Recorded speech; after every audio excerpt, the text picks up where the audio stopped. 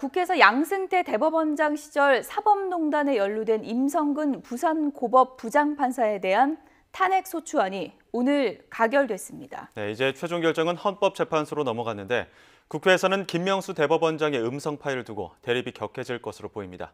취재기자 연결합니다. 김대근 기자. 네, 정치부입니다. 네, 탄핵안 표결 결과부터 내용 전해주시죠. 네, 국회에서 임성근 부산고법 부장판사 탄핵소추안 표결이 진행됐는데요. 찬성 179표, 반대 102표, 기권 3표, 무효 4표로 찬성이 의결 정족수 151명을 넘기면서 임 부장판사에 대한 탄핵안은 가결됐습니다. 헌정 사상 처음으로 법관에 대한 탄핵안이 국회를 통과한 건데요. 국회의장이 가결을 선포하는 순간 탄핵안에 반대해온 국민의힘 의원들은 자리에서 일어나 규탄 구호를 외치기도 했습니다. 표결에 앞서 탄핵안을 대표 발의한 민주당 이탄희 의원은 헌법을 위반한 판사가 헌법재판을 받도록 탄핵소추 절차를 밟는 건 국회의 권한과 의무라며 의원들의 동참을 당부했습니다.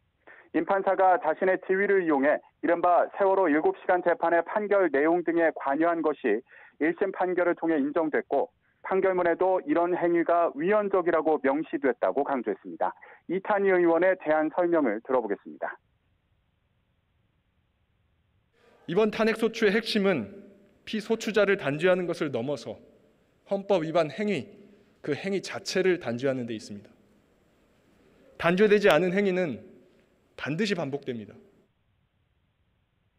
탄핵소추안이 가결되면서 이제 판단은 헌법재판소로 넘어가게 됐습니다. 탄핵심판 절차를 거쳐 헌법재판관 9명 중 6명 이상 동의로 탄핵을 최종 결정하게 됩니다. 네, 이렇게 탄핵안은 가결이 됐지만 여야 대립은 계속될 것으로 보이는데요. 김명수 대법원장 음성 파일도 논란이 되고 있죠. 네, 민주당은 임성근 판사 탄핵안을 당론으로 채택하진 않았지만 이낙연 대표와 김태년 원내대표 등 지도부가 공동 발의자로 이름을 올렸습니다. 이낙연 대표는 본회의 앞선 의원총회에서 탄핵소추를 할 수 있는 유일한 기관인 국회가 책무를 다하도록 해달라며 사실상 찬성 투표를 독려한 것으로 전해졌습니다.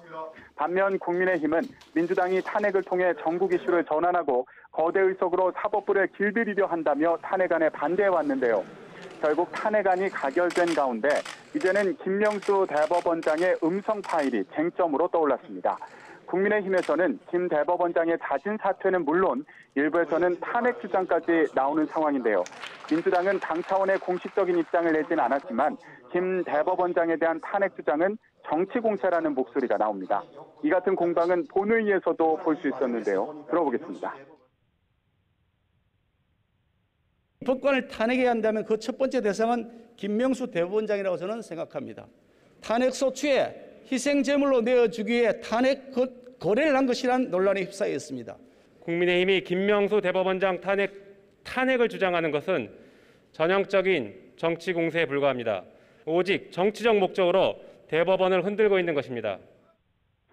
임성근 판사 탄핵안을 둘러싸고 공방을 벌여온 여야는 김명수 대법원장의 음성 파일 공개로 더 치열하게 대립할 것으로 보입니다. 지금까지 YTN 김대근입니다.